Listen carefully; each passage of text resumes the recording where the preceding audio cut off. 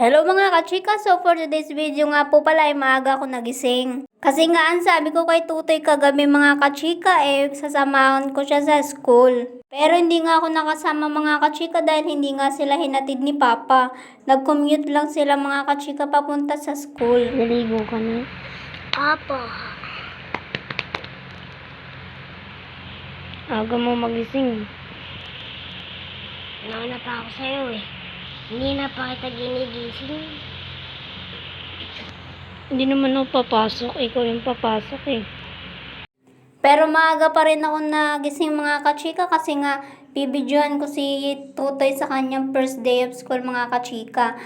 Si mama na lang yung pinagbidyo ko dun sa school nila mga kachika. Pero habang nandito si Tutoy sa bahay, ako ang nagbibidyo mga kachika.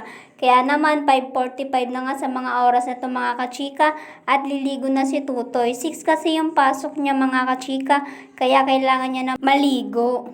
At fast forward nga mga kachika, ito tapos na maligo si Tutoy. Nakabihis na siya ng short niya na pang school. At pinupulbuhan na siya ni mama sa mga oras na ito mga kachika. Si mama ay hindi pa naliligo sa mga oras na yan mga kachika. Mabilis lang naman yan si mama maligo. 1, 2, 3 lang naman yun si mama.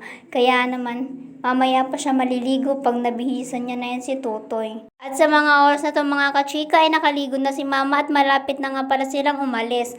Magmemedyas na nga dyan pala si Tutoy mga kachika at ready na siya umalis. At niyayaya niya na nga ako dyan mga kachika pero sabi ko hindi ako sasama. Kaya naman mga kachika pakinggan niyo siya. Sabi mo eh. Sama ka. Kanina A ka na A. Sabi ko nga sa kanya mga kachika next time na lang ako sasama pa sa school nila. Nagmamadali kasi si mama sa mga oras na to mga kachika dahil pagtapos nila ihatid si Tutoy sa school ay dediretso na sila ng kapatid ko doon sa school ng high school mga kachika. Kasi nga po magpapa-enroll yung kapatid ko na lalaki. Hindi pa kasi nakapagpa-enroll yung kapatid ko lalaki mga kachika. Kaya ngayong araw sila magpapa-enroll mga kachika kung kailan pasukan. At ngayon araw lang din sila bibili ng gamit ng kapatid ko. Grade 9 na nga pala yung kapatid ko na i-enroll ni mama ngayon mga kachika. Balik na nga pala tayo dito mga kachika sa first day of school ni Tutoy. Heto nga't pinabidyohan ko kay mama mga kachika. Sabi ko kasi bidyohan niya si Tutoy habang papasok na sa room nila. Kaya eto mga kachika si Tutoy. Makikita nyo ba dyan si Tutoy mga kachika? Ituturo ko sa inyo kung nasan dyan si Tutoy. Sana maging mabait na ang batang ito. At talagang kawawa ang mga kaklase pagka hindi nag-ayos are. Eto nga pala si Tutoy dyan mga kachika.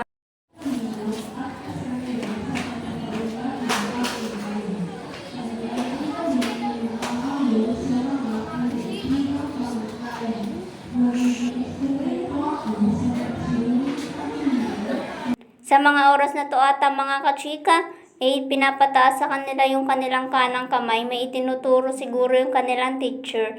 Kaya naman itinaas nila yung kanilang mga kamay. Eto nga pala mga kachika yung classroom nila. At dun sa gilid nakaupo si Tutoy, dumalapit sa may tubig. Binidyohan ni mama din yung loob ng classroom nila mga kachika. Hindi ko nga pala alam mga kachika kung ano yung ginagawa nila Tutoy kung bakit nakaganyan yung kamay nila. Si mama lang nakakaalam at nakalimutan ko itanong mga kachika. Pero sumusunod naman si Tutoy. Kaliwang kamay naman yung itinataas niya. Sabi ng teacher ay kanan. Kaliwa ang nakataas. At sa mga oras na din itong mga kachika, ito si Tutoy nga daw ay napaihina. Naiihina pala mga kachika. Kaya naman binuksan na rin kanilang CR at pumasok at naiihina daw siya. Wala pang ang ginagawang masyado ay naihina si Tutoy. Paano pa kaya pag nagkaklase na sila? Baka maya-maya ihi ng ihi. Dahil yun ang favorite gawin ni Tutoy, lalo na dito sa bahay. Kapag pinapatulog yan si Tutoy tuwing tanghali, idadahilan ni iihi daw. Kasi inom ng tubig, iihi. Hanggang sa matapos na lang maghapon, umihi ng umihi. Hanggang sa hindi na nakatulog. Doon nga pala nakaupo si Tutoy mga kachika doon sa blue na bag. May gilid siya mga kachika. At ito nga yung first day of school ni Tutoy mga kachika. Pag uwi niya naman mga kachika, meron siyang star sa kamay. At ito naman mga kachika, yung isa kong kapatid. Grade 4 na nga pala ito mga kachika ngayong pasukan, kaya naman pinaligo ko na siya.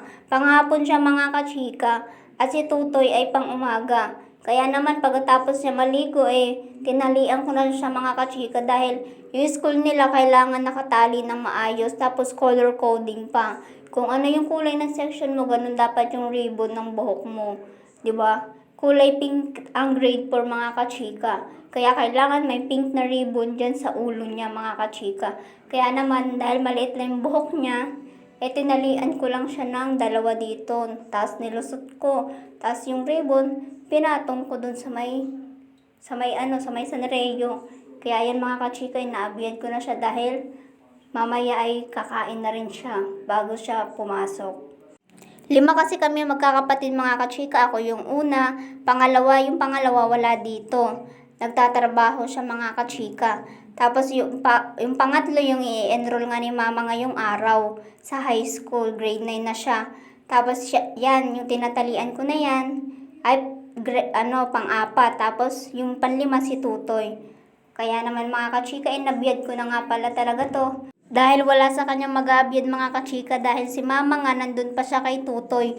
Iniintay niya pang mag-uwian sila Tutoy dahil mamayang 11 ay uwian na nila Tutoy. Kaya naman ako na lang ang nag-aabyad dito.